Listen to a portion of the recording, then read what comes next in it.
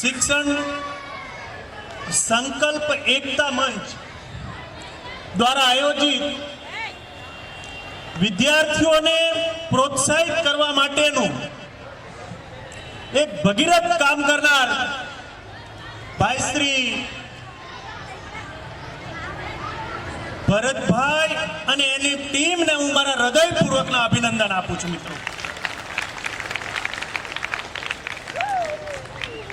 મિત્રો આપણે જ્યારે આપણા ખેતરમાં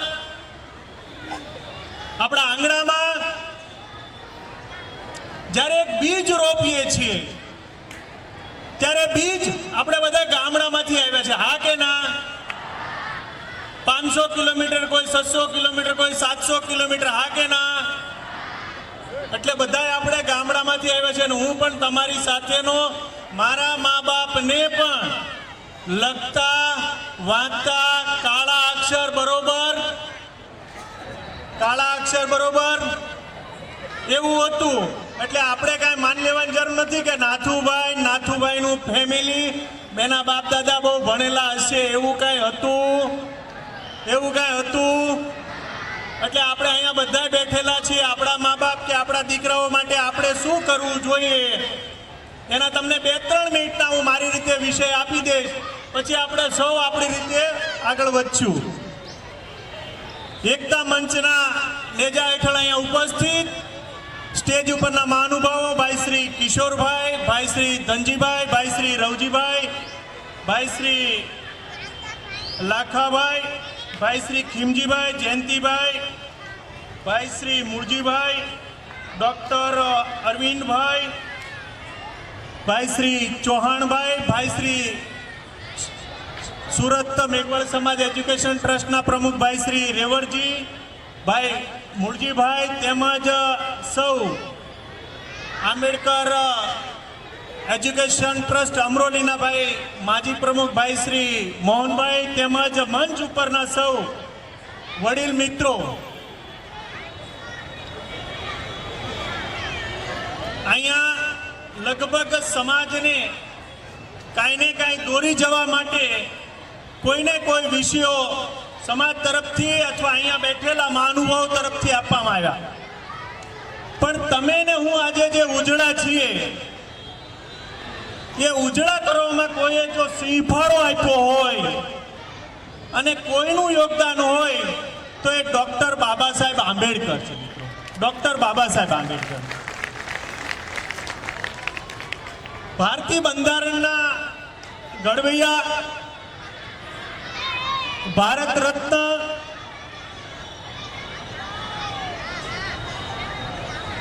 તેમજ જેમણે ભારત, અમેરિકા, ઇંગ્લેન્ડ અને જર્મની જેવા દેશમાંથી વિવિધ ડિગ્રીઓ પ્રાપ્ત કરી અને એ ડિગ્રીઓ પ્રાપ્ત કરી એની સુખાકારી માટે મિત્રો નહીં, એમના ઘરના પરિવારને ડોલર કે પાઉન્ડ મળે અને પૈસાદાર થાય, એ પરિવાર સુખી થાય એના માટે એ ડિગ્રીઓ એમણે પ્રાપ્ત કરી નથી.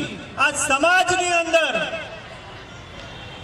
જે અનુસૂચિત જાતિ વર્ગ છે, જે ઓબીસી વર્ગ છે, જે એસટી સમાજ વર્ગ છે, જે શિક્ષણથી વંચિત હતો, સમાજના સુખાકારી માટે એ માનવતાના જેને હક્કો અપાવ્યા એવા ડોક્ટર બાબા સાહેબને હું વંદન કરીને મારી વાત મિત્રો શરૂ કરવા માંગુ છું.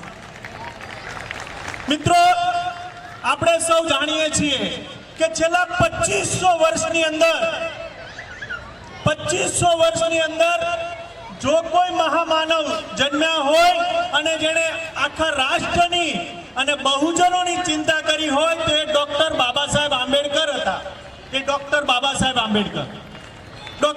સાહેબ આંબેડકર વિશે કહેવું હોય તો મિત્રો એટલું કહી શકાય કે તમામ એની વિટંબણાઓ સાથે, તમામ એની સામે પડકારો, એમની સામે તમામ પ્રકારના વિરોધો, તમામ એની અગેન્સ્ટમાં તમામ પ્રવાહો, છતાં એ પ્રવાહોને બધાયને ખાડી અને તમને ને મને માનવતાના જો હક્કો અપાયો હોય તો ડોક્ટર ભીમરાવ આંબેડકરે અપાવ્યા છે.